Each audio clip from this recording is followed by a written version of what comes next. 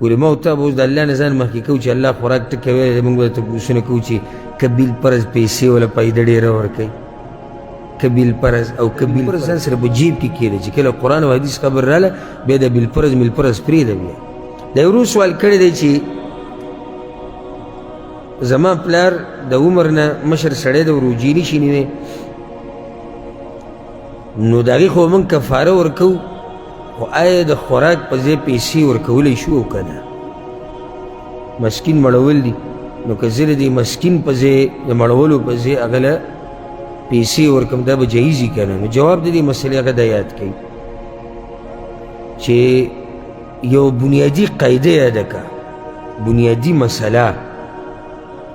ګوره چې کوم ځای کې الله د خوراک ټکی ووایي، د پیغمبر په حدیث کې خوراک ټکی راشي، دا بیا بدلو را بدلو مه. داسې کیدی شي داسې کیدی شي که پیسې ورکړو، که هغه ته د پیسو ضرورت وي، که هغه ته د پیزارو ضرورت وي، که هغه ته د جامو ضرورت وي، دا د مسلمان شام پورې دا خبرې مزه نه کوي. څه چې الله وایي، څه چې د الله پیغمبر وایي، بس په هغې باندې زمونږ ایمان دی او دغه زمونږ لاره ده بس. اوس ګوره الله قرآن کې څه وایي؟ وعلى الذين يطيقونه فدية طعام مسكين. او کومو خلکو ته چې روژه نیول ګران دي او په کې دا مشران هم دي، نو دوی به فدیه ورکوي. فدیه څه ده؟ مسکین له خوراک. طعام ټکی، طعام څه ته وایي باره بهی؟ خوراک ته. یا د قسم دا کفاره چې ده، فکفارته اطعام 10 مساکین. اطعام 10 مساکین. نو کفاره د هغې څه ده چې ته به 10 مسکینانو له خوراک ورکوې.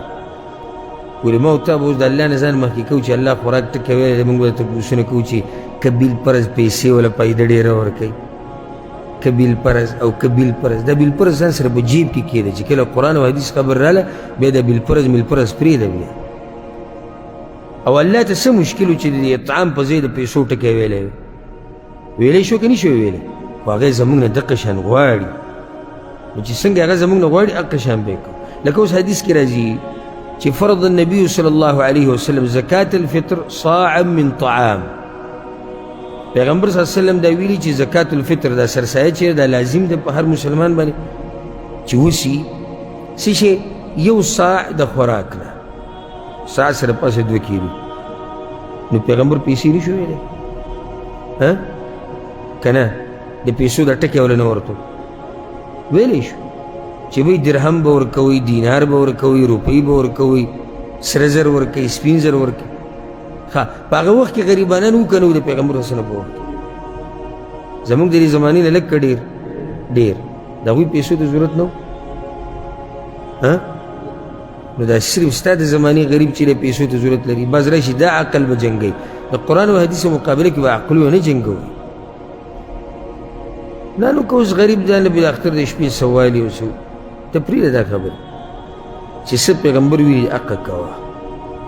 نو دې ورور ته موږ دا وایو چې ته په فدیه کې پیسې نشي ورکولی، خوراک به ورکوې.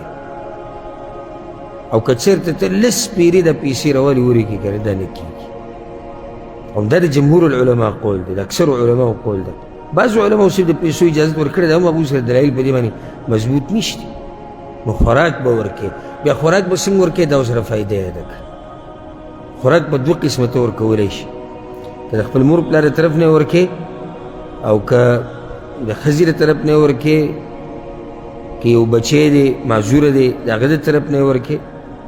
نو 2 طریقې دي. یو ده چې ته د وریجې یا د دې په ځای بل خوراک هغه ته راوالي، مثال کې غوښه دې ورسره هم راواغسته، نور داسې څه چې روټۍ مزېدارې، او دا ته هغوی له لیږې په کورونو ته تقسیم کړي. یو طریقه دا ده خوراک راوالي او هغوی ته په کورونو باندې تقسیم کړي چې دا دومره مثال کې 6 روجې پاتې، 6 غریبانان، 8 پاتې دي، 8 غریبانان په دې طریقې سره. او دویمه طریقه دا ده چې ته صبر وکړي چې کله د روجې ختمې شي، ځکه چې د روجو کفاره به هله ورکوې چې کله هغه وخت د هغې څه شي، هغه تیر شي. د هغې نه مخکې ته کفاره نه شي ورکولی.